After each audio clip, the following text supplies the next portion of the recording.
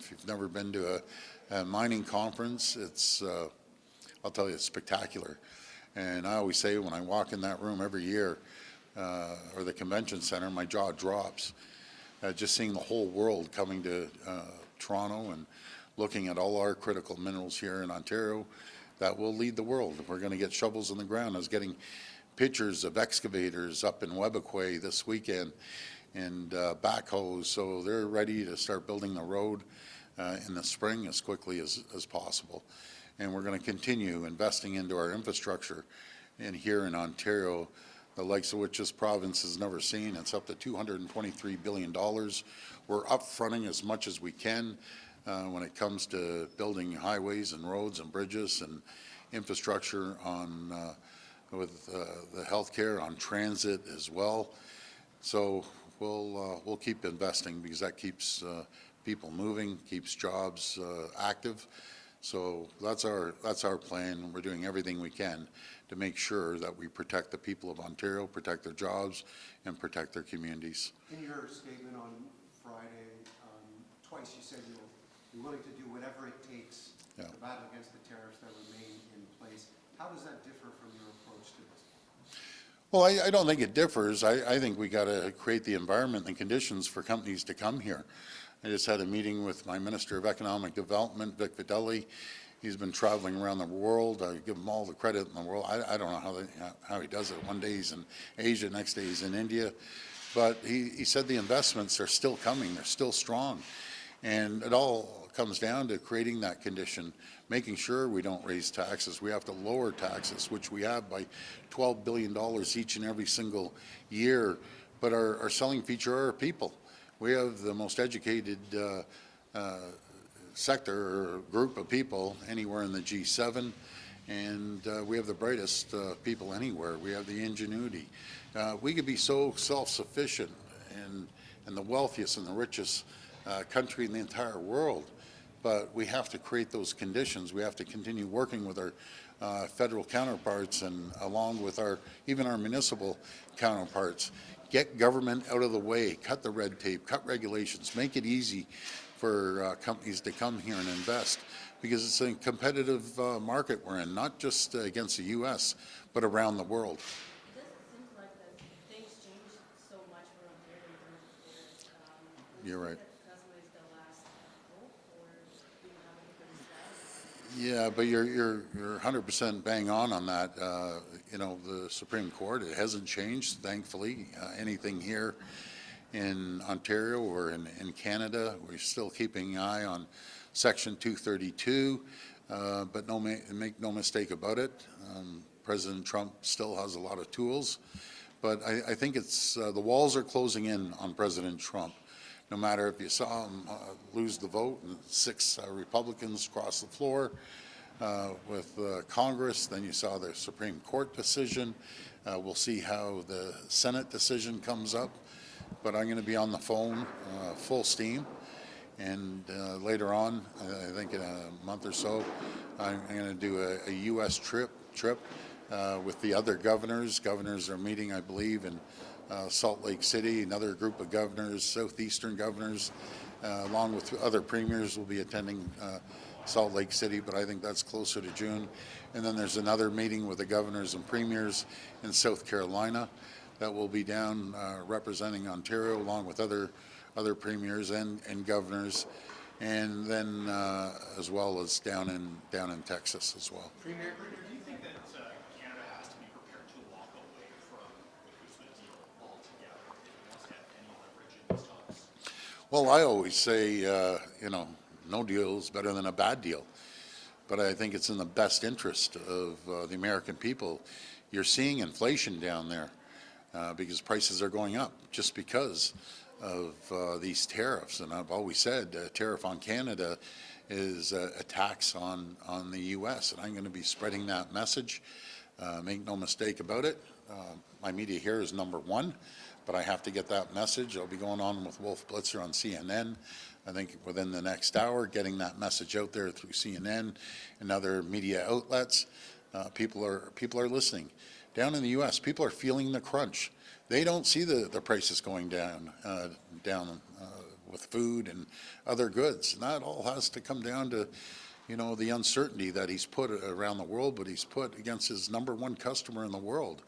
I always remind him that 9 million Americans wake up every single day to build a product, a widget, or a service for Ontario alone, and they're going to feel the crunch. Premier, in terms of, Public service workers who are back in the office. Yes. We got FOI letters from Treasury Board saying that it was never about productivity. From day one, you said that it was. Do you still believe that efficiency is? I believe it's all about productivity, being here, looking at someone face to face.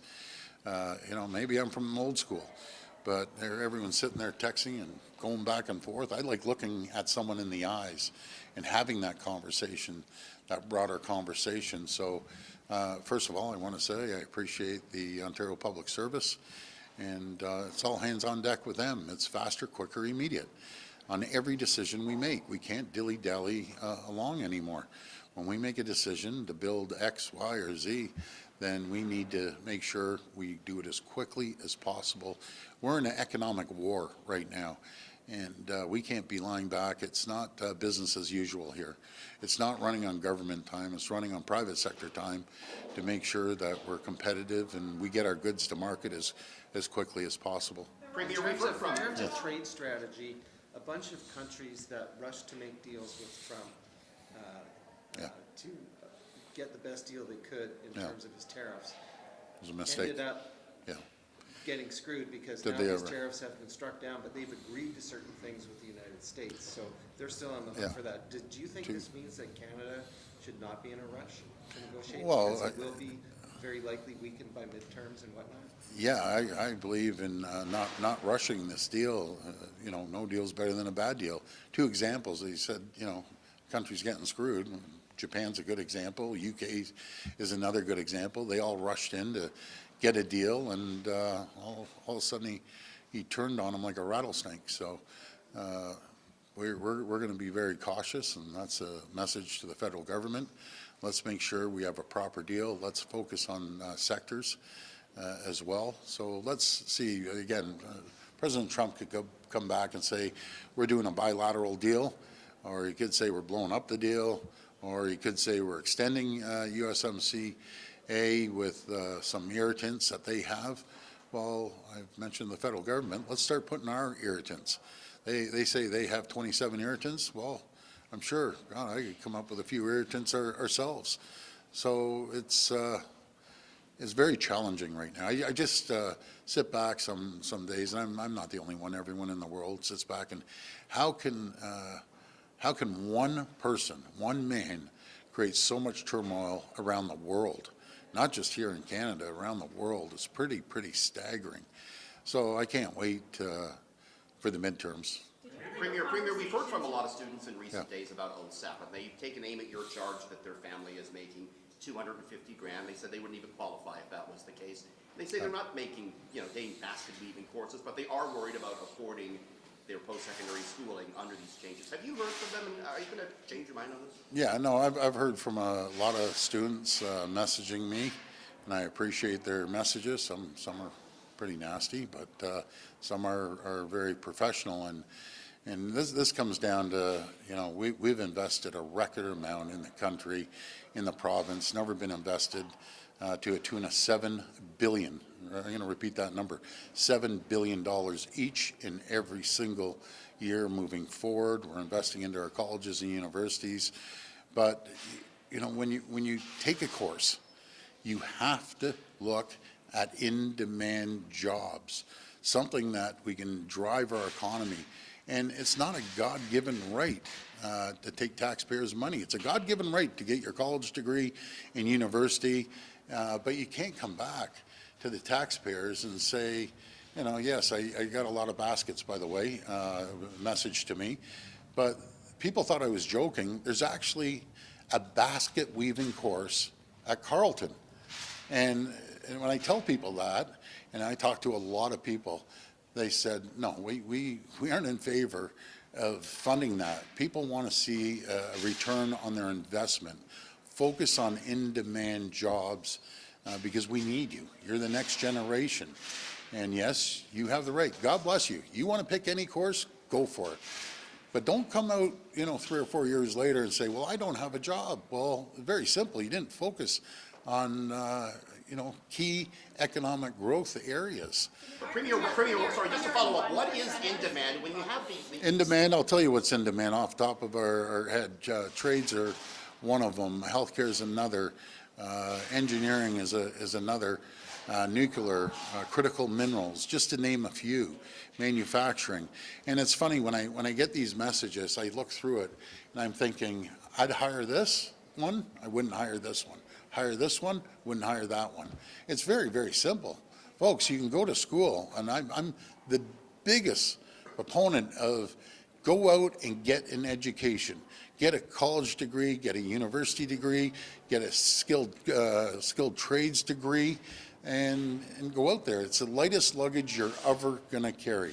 Is making sure you get wipe out half of all office It's jobs. expensive to take in school, and if this is already deterring students from pursuing higher Well, let's look at where we're at in the country, right? We're middle of the pack.